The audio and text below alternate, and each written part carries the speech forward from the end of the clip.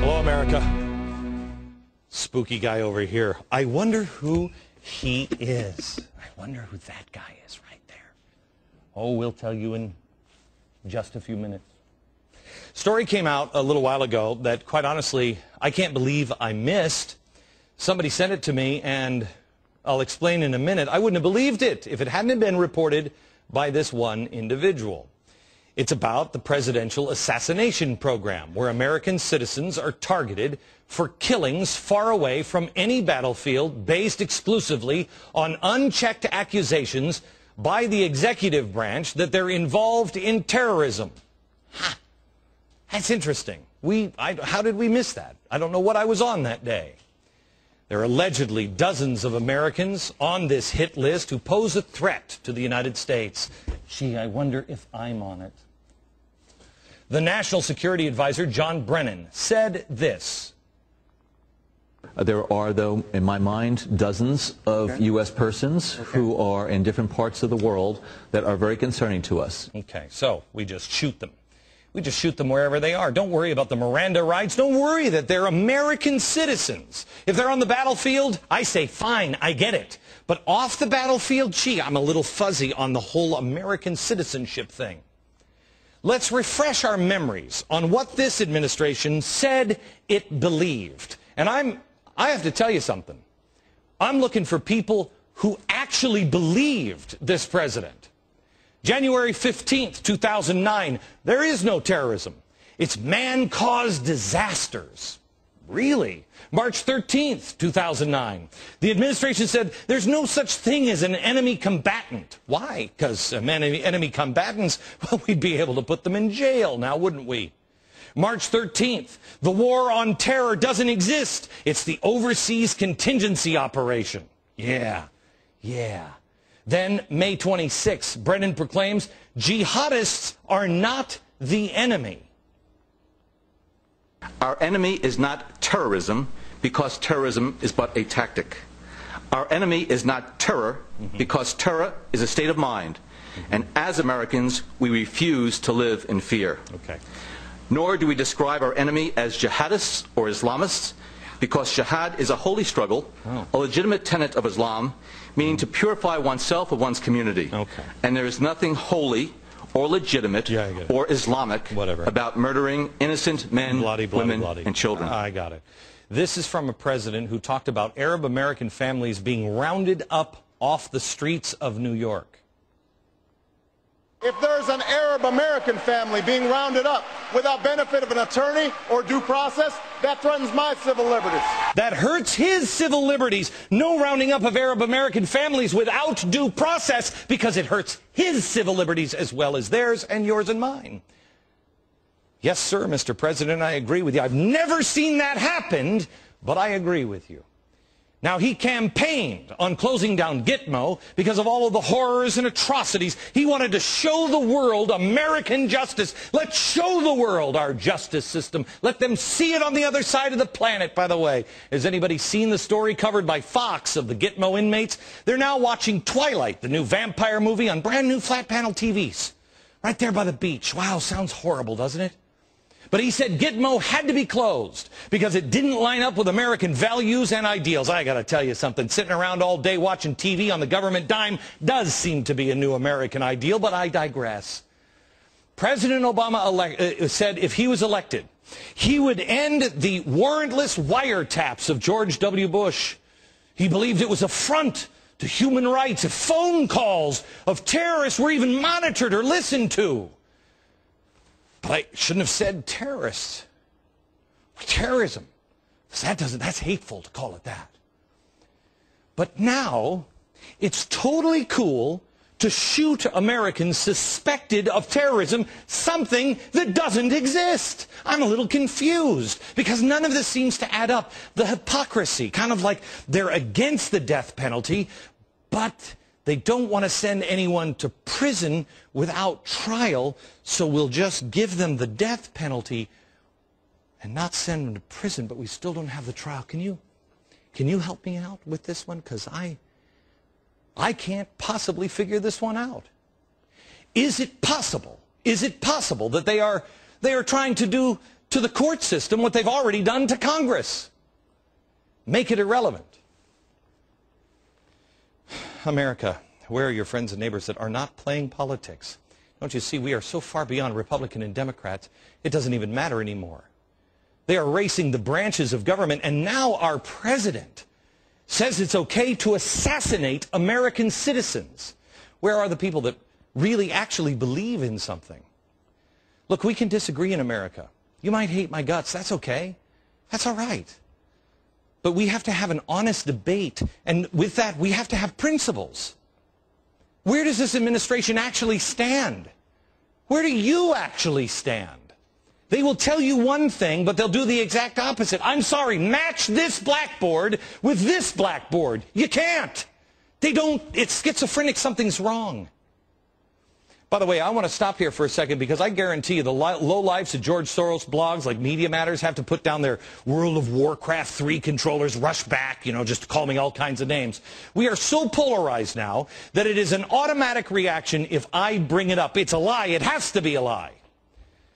But I mentioned that I saw this story. Somebody had sent it to me. The quotes we used a moment ago were from the far-left site Salon.com. The segment that somebody sent to me was from the ever-conservative MSNBC. Here's a taste of it. Look at the controversies that were created during the Bush administration when the president got caught spying on American citizens without warrants or trying to detain them without due process. Here you're talking about something far more extreme. You're talking about targeting American citizens for murder, for assassination, based merely on the allegation that they're involved in terrorism. No evidence, no charges, no trial, nothing.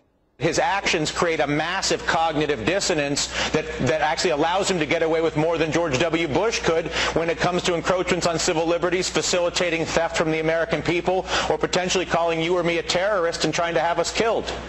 Well, I know that that's the fact.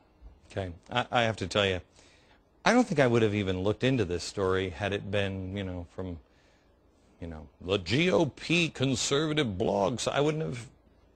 But from these guys, I thought there's no reason for them. They're in so deeply in the bag for Obama, it's sickening. But look at this. They're right. Assassinating American citizens without due process. Where is that? When did that become okay? How come there aren't people in the streets with signs that say, when has the American president gained the power to assassinate people?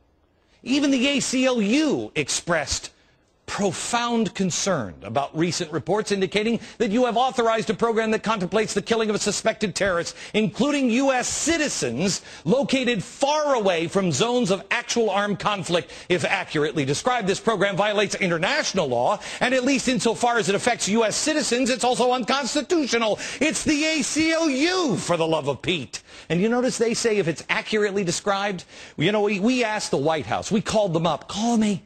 Little red phone, call me. We asked if they were accurately describing the presidential assassination program. You know what the White House told us? Call the CIA. America, you are in trouble.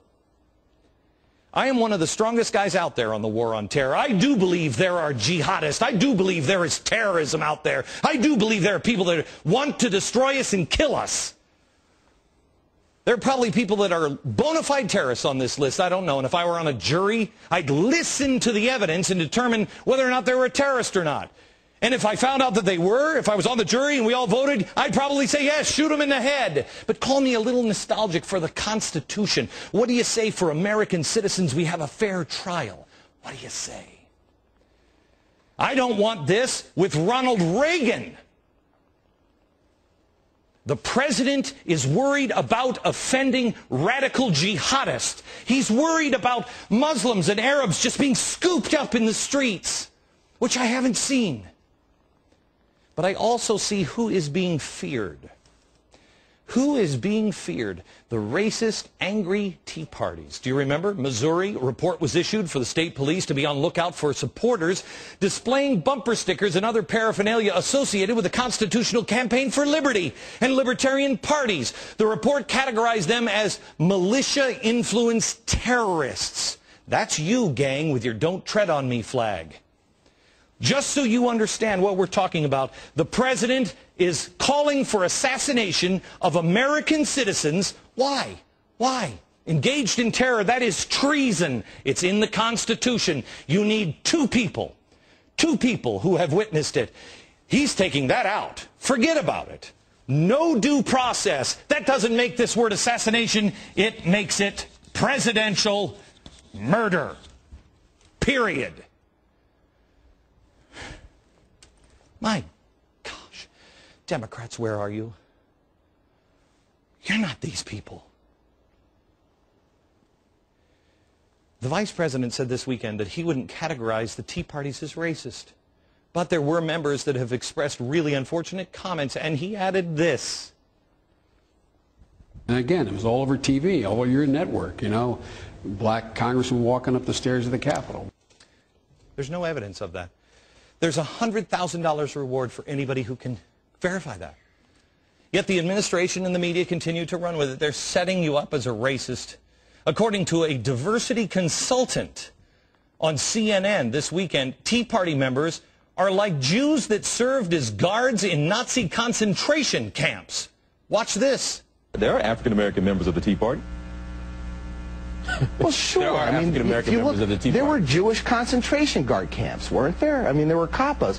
So you look at this, there's always going to be connection there. They are chomping on the bit for the next Timothy McVeigh, the next nut who flew the plane into the buildings just a few months ago. They were eager to label him a conservative. He was far from it. In his manifesto, he quotes Marx, from each according to his ability to each according to his needs. How about the census worker? Remember the guy that was dead? Media speculated it was a conservative who had been influenced by me that killed this man. It was suicide. No apologies from the media.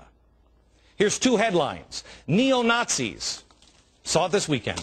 Neo-Nazis tied to militia patrols in Arizona. Then this one. Tea Party rejects racist label. Some concerns remain. They are trying to make you explode, to make you into a danger. We're going to solve that one tonight. But they don't pay attention to the actual terrorists like Elf and Alf, eco-nuts who blew up a radio station tower outside of Seattle. They ignored it. I only know about it because I was in Seattle when it happened. It makes no sense. None of this. Compare those blackboards. It makes no sense. Why doesn't the president care? Why doesn't the president care that the Democrats are on the verge of getting trounced in the elections? Because the president is about to have unstoppable power, making Congress irrelevant. Do you know in financial reform, have you looked at the bill? Unelected bureaucrats decide who to bail out and take over. They decide. There's no need to go to Congress for TARP anymore. The president decides, along with the Fed. Healthcare reform. Kathleen Sebelius, her position is mentioned 155 times in the bill. She's calling the shots. You know who did this before? It is Caesar. Caesar.